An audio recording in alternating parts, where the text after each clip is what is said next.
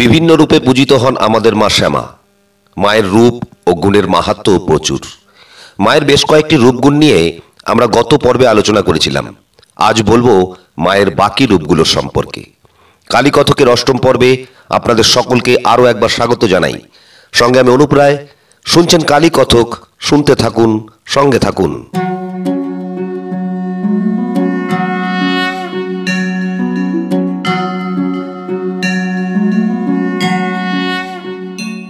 যারা যারা এখনো আমাদের চ্যানেলটি সাবস্ক্রাইব করেননি তাদের সকলের কাছে আমাদের অনুরোধ রইল, দয়া করে চ্যানেলটি সাবস্ক্রাইব করে লাইক, কমেন্ট ও ভিডিওটি শেয়ার করে আমাদের এই ছোট চ্যানেলটিকে এগিয়ে যেতে সাহায্য করুন।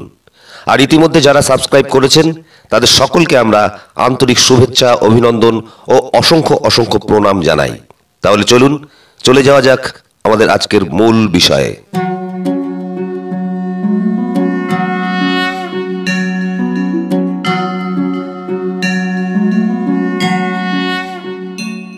মায়ের বিভিন্ন রূপ সম্পর্কে আমাদের সকলেরই কম বেশি জানা আছে। গত পর্বে আমরা মায়ের বেশ কয়েকটি রূপ সম্পর্কে বলেছিলাম। আজ বলবো মায়ের বাকি রূপ ও তার মাহাত্ম্য নিয়ে কিছু জানা অজানা কথা। আপনারা শুনছেন কালীকথক, শুনতে থাকুন, সঙ্গে থাকুন।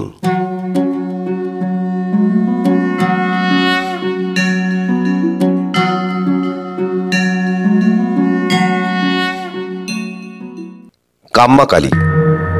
বিশেষ প্রার্থনায় কালীর এই রূপ আরাধনা করা হয়। পুজোর নিয়মবিধি দক্ষিণা কালীর মতোই।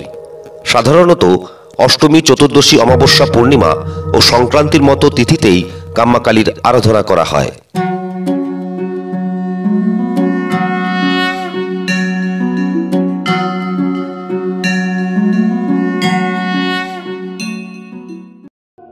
এই দেবীর গায়ের রং গাঢ় কালো। গলায় 50টি নরমুণ্ডের হার এবং কানে শব্দের আকারের অলঙ্কার থাকে। শাস্ত্রে কালীর এই রূপকে ভয়ঙ্করী হিসাবে বর্ণনা করা হয়েছে। নারদাদি ঋষিগণ শিবমোহিনী এই কালীর সেবা করেন। মহাকাল সংহিতা মতে নববিধা কালীর মধ্যে এই কালী সর্বপ্রধানা। তার মন্ত্র ও বহু, প্রায় 18 প্রকারের।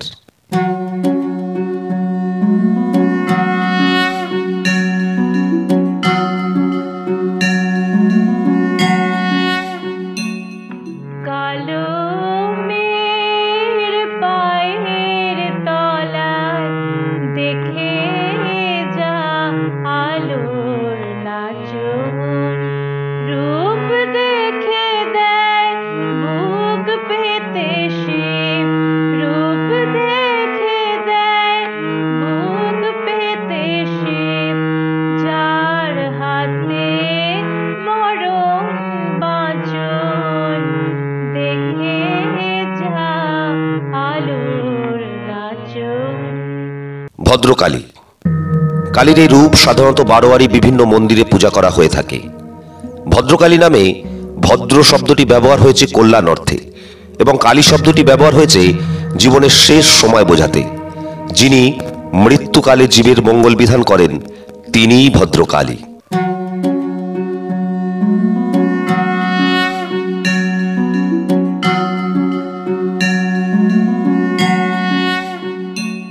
চামুণ্ডা কালী। চামুণ্ডা হলেন আদি শক্তি, আবার তিনিই ভগবতী দুর্গা। চণ্ড ও মুণ্ড নামে দুই অসুরকে হত্যা করে তিনি চামুণ্ডা নামে পরিচিত হন। পার্বতী, চণ্ডী, দুর্গা, চামুণ্ডা ও কালী এক ও অভিন্ন।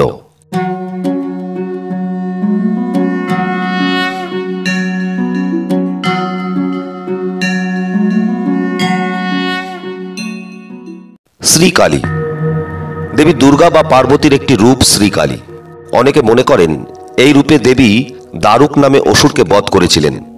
পুরাণ অনুযায়ী কালীর এই রূপ মহাদেবের কণ্ঠে প্রবেশ করে তার কণ্ঠের বিষে কৃষ্ণবর্ণা হন এবং পরবর্তীকালে মহাদেব শিশুরূপে স্তন্য পান করে দেবীর শরীর থেকে বিষ গ্রহণ করেন।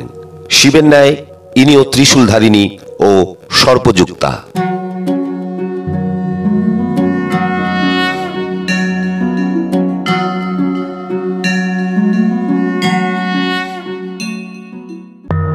আদ্যাকালী। মহানির্বাণতন্ত্রে এই দেবীর উল্লেখ পাওয়া যায়। আদ্যাকালীর রং মেঘের মতো ঘন নীল, কপালে চন্দ্ররেখা, ত্রিনেত্রা রক্তবস্ত্র পরিধানে থাকেন। প্রস্ফুটিত রক্তপদ্মে দেবী আশীনা। পুষ্পের মিষ্টি সুধা পান করে সম্মুখে নৃত্যরত মহাকালের নিত্য দর্শন করে আনন্দিতা তিনি।